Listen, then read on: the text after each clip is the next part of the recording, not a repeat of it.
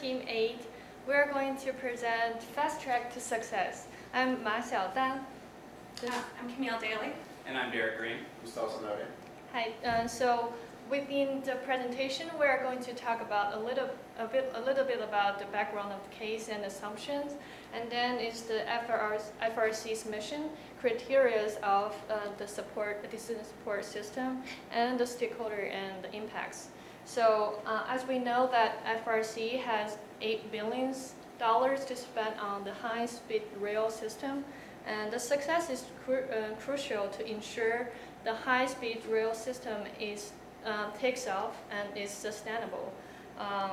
We are today to deliver the decision support model to aid FRC to allocate the grant successfully. The entities eligible for grant fundings includes the State Transportation Department, regional associations of states, and public agencies established by one or more states, and the associations responsible for providing interstate passenger rail service.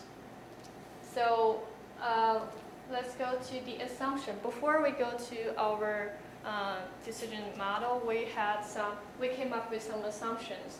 So for the first one is the political climate is the majority and willing to engage in legislation. And there is enough interest to apply all these criteria effectively. And then the state will consult with European high-speed rail firms so that we have the productivity of American construction comparable to European constructions. So the FRC has three primary criteria, or objectives, excuse me. One, that rail transportation be safe, secure, and efficient.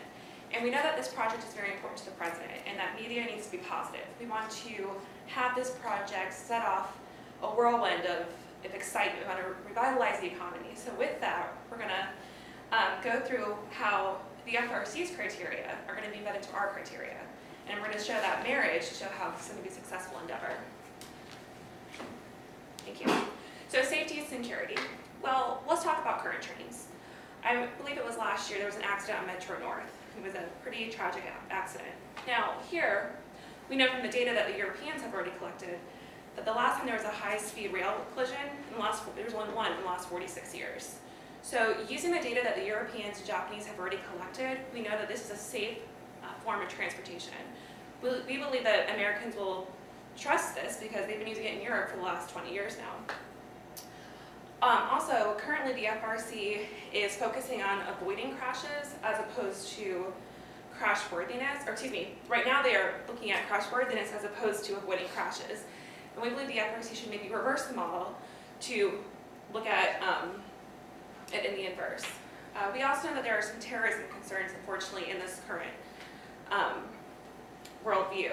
And we would encourage that any states who apply, or any applicant who apply, have some provisional safety measures input into their applications. Efficiencies. So one thing that we really looked at as a team is how can we make this project really take off for the country? And we believe that by having adjacent corridors will maximize the impact. So what does that mean exactly? Well, we use the Northeast kind of as a model. In the Northeast, you have a lot of big cities with a lot of people that are relatively close together. So with that in mind, you can go from maybe Boston to New York, not very far, maybe 250 miles. That's one corridor stop. Then from New York City to Philadelphia, another 250 miles. Hey, if it's only going to be an hour from Boston to New York and an hour from New York to Philly, that's better. That's actually faster than a plane ride currently. So it's pretty efficient if you ask me. So that will, of course, also improve railway times. Based on our research, we saw that in California, it currently takes 13 hours to get from LA to San Francisco. Who wants to be on a train for that long? I know I don't want to. So having the efficiency improved, we believe that this will actually induce people to want to use the high-speed rails. Of course, this will be fuel efficient, which is great for the environment. If we can cut down on CO2 emissions, I think that will help with environmental lobbyists and with people who are concerned with leaving a carbon footprint. And let's keep in mind that trains carry more people than buses and planes. So we can actually become a more mobile society and bring America closer together than it was before. We developed 5 key criteria to focus your evaluation system on. You can see them here. We decided on these criteria for a variety of reasons that we'll get to in a moment. But when we developed them, we realized we wanted you to prioritize them to reach success. The President and Congress has tasked the FRC with reaching an early success. If you establish several high-speed rails early on, but a few of them don't pan out as well as we thought, there's no long-term success for high-speed rails in America. And so by using this weighting system, we believe that you can achieve the most success possible in an early time frame that will guarantee the long-term success of high-speed rails as a method of transportation in the United States. The public benefit and cost, I can use this to show you how the evaluation system would work. This entire category receives 25% of the weight. Each sub-bullet, so for example, population served from both cities, you would rate on a scale of 1 to 10. And overall, you would divide this entire category by 6 to then get your total out of 10 points for the entire category. You can see it on the sheets in front of you. But let's talk more about public benefits and costs, our first criteria. We decided to incorporate these two maybe disparate features together because they're not as disparate as some might think. As a federal agency, not only are we looking at costs at our bottom line, but how much benefit is that cost bringing us? And so we recommend that you evaluate both of these hand in hand. Public benefit is relevant because the larger the population that your railway supports, the increased chance people have to ride it and the more people who receive that public benefit. Environmental consciousness is something else that needs to be considered. By maximizing the amount of people who have this railway as an option, there are more people who might pass up commuting to work via their cars and instead might take the high-speed rail. And naturally, this will also stimulate economic growth. On the weekends, someone might be more likely to take that high-speed rail to visit a neighboring city that the cities have a close relationship to. With that said, we want to evaluate costs because costs are important in any evaluation model. And the price per ticket compared to other forms of transportation is very relevant. A current high-speed rail from Los Angeles to Sacramento would take approximately 2 hours based on current technology. A plane ride currently takes 90 minutes. So if we're going to actually entice ridership, we need to make sure that our models can offer a price of the ticket that entices someone to spend 30 minutes longer on a train by saving them money on that airline ticket. Additionally, we want the FRC to consider the amount of the state contribution relative to the project size. While a state is only asking for 50%, while the FRC is asking states to offer a 50% matching grant, if the state is exceeding that 50% expectation, maybe the citizens of that state and the taxpayers want to see this project done there, and they're willing to invest more in it. And that's relevant once we have the total cost of the project. The second criteria we looked at was sustainability. Again, this talks about profitability. We want to make sure that the fees we receive from ridership are enough to sustain the operating costs of the train. If it can't, then what's the point in our investment if this high-speed rail is going to end up shutting down in 5 years? That's a failure in the eyes of Congress and the American people. With that said, this is a high-speed rail and safety is important. We want to make sure that all of the states and applicants have a contingency fund for repairs. We don't want these high-speed trains operating at 90% of the safety capacity. We want to make sure they're running at 100% and the states are prepared to make those repairs regardless of the cost. With that said, we want to evaluate the budgets and the resources that they've outlined. This is important because perhaps the budgets and their projections for ridership are a little bit idealistic, and this will let the FRC make those conclusions on their own. Additionally, we can't talk about sustainability while ignoring the environment, and we want to make sure that it's environmentally sustainable, and so we're going to conduct impact assessments. Additionally, we also want to appeal to our environmental groups who might petition against us and show figures about the CO2 calculations per train per passenger. Okay, well, another criteria we have to consider is the location. And why is important is criteria? Because they imply the demand that would have any project that we can develop.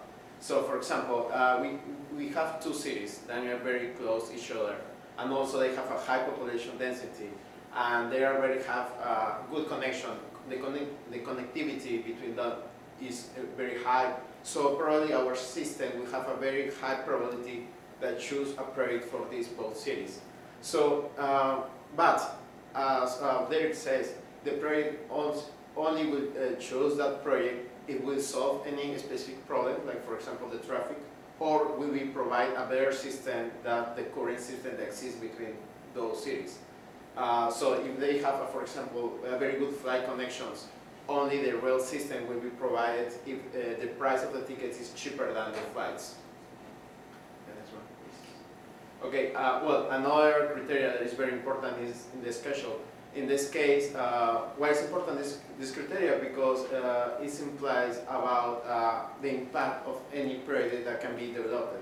In this case, for example, again, if we have two projects, and one of them can be developed in just 5 years, another one can be developed in 10 years, our system has to be selected. The project can have a bigger impact in the less time. So, considering the experience of Spain and other international experience, we can think that our system will select those projects can be developed in between 2 and 5 years. So again, we have also considered the maturity of the project. So if we just have a project that requires just an upgrade, our system has to be select this project. So, well, finally, the last criteria we have selected is the jobs created. So again, if there are two projects and one of them will have a bigger impact in terms of the jobs, the system will have to select those projects that have a bigger impact in the short term and have a bigger impact between indirect and indirect job growth. So.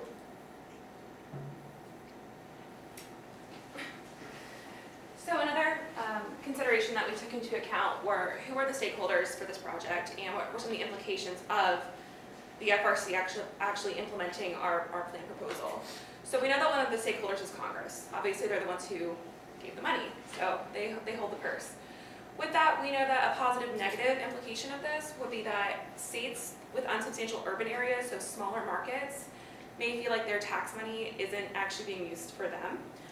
However, we see in a positive light that if we start with the markets that are bigger and saturated with more people, and we see success in that, that'll actually entice Congress to maybe have more funding in the future so that we can reach out to those smaller and secondary markets.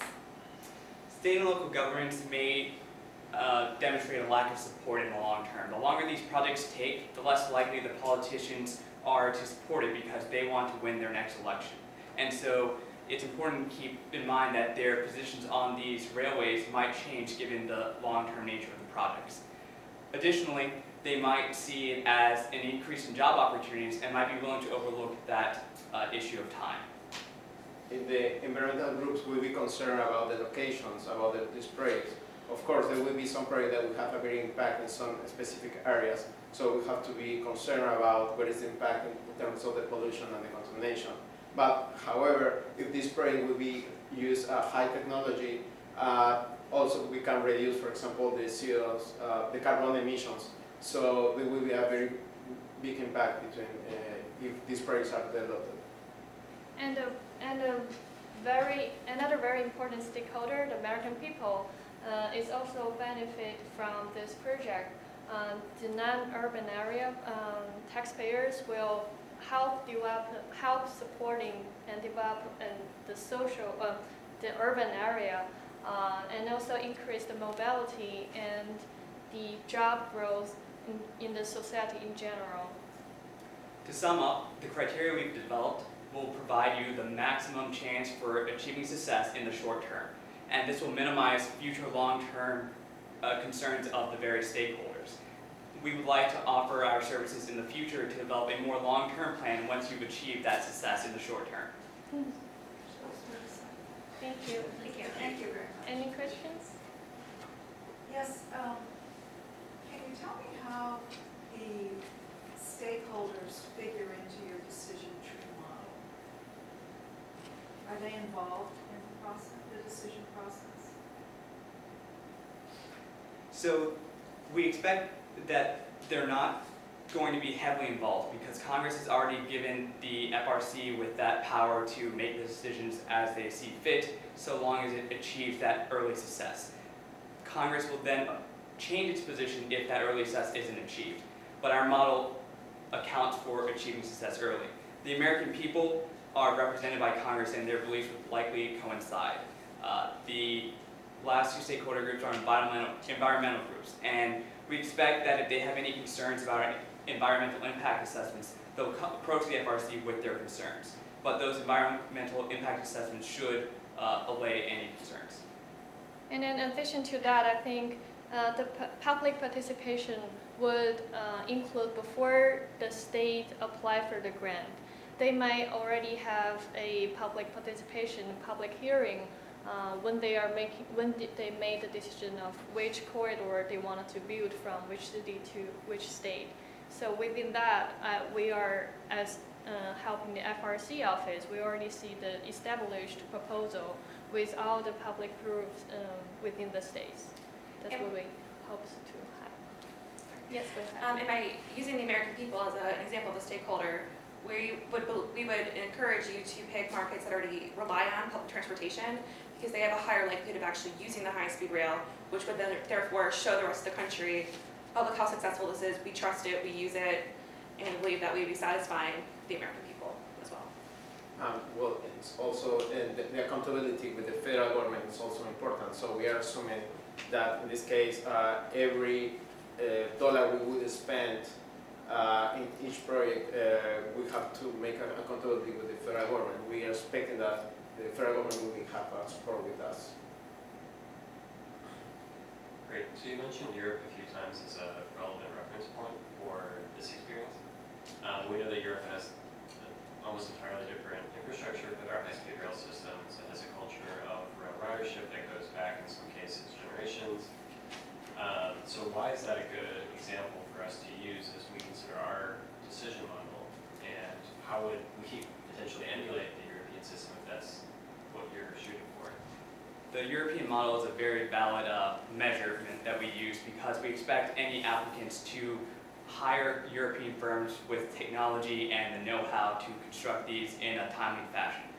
It's an applicable model in regards to ridership because we expect to only implement our high-speed rails in areas where we would expect ridership to be high. Urban areas potentially clustered together, so the Northeast would be an ideal location again because there's a high culture around subway systems, for instance, in the Northeast, and we can see that translate into a high-speed rail system. And also, we have to learn about the international experience that they have a very bad experience building rail system that is not working. So only our model is assuming that we can provide just a rail system only if it's better than the current transportation way that exists here in the United States. So also we can learn about international experience and some models that can work here. So you gave me, I had one question and now I have another one after your response. Because of the whole Reinvestment Act, it's all about jobs creation, but you just said that your suspicion or hypothesis is that we're going to go and get Spanish firms to do this for us. To clarify, we would use Spanish firms to help us pioneer the engineering and the technicalities of it. So that might include maybe 5, just pulling a number out of the hat, actual engineers, but the actual construction, the hard labor, that would all be American workforces. So it's no different than outsourcing for someone who has a better idea of the technology. It's been tried and true in Spain and in Japan, so why not access and tap into that wealth of knowledge? Yeah, we already mentioned the job creation is focused on the domestic areas. So like Camilo says. And also, if we start to foster those relationships with the Spanish and the Japanese, we would actually be training American engineers, which would actually create a bigger market for us domestically. Good. Feel better now. Okay. There's been a lot of talk about focusing on where there's high centers, high population centers at this point. Am I over my time? Okay. Should we also be considering, or is there flexibility in your model to consider where population growth is expected? In the long term. So again, in order to achieve success in the long term for high-speed rails to be a long-term part of American transportation, we want to make sure that we can succeed first. And once we've achieved that preliminary success, we'll reach enough support from the American people and the Congress for in the long term to achieve long-term development in less developed areas. We understand that we're trying to change the transportation culture in America. So with that in mind, we believe that the strongest way to do that is to put it into a market that will rely on public transportation. And once that success is proven, reaching out to secondary markets should be a breeze. Thank you. Thank you for your time. Thank you.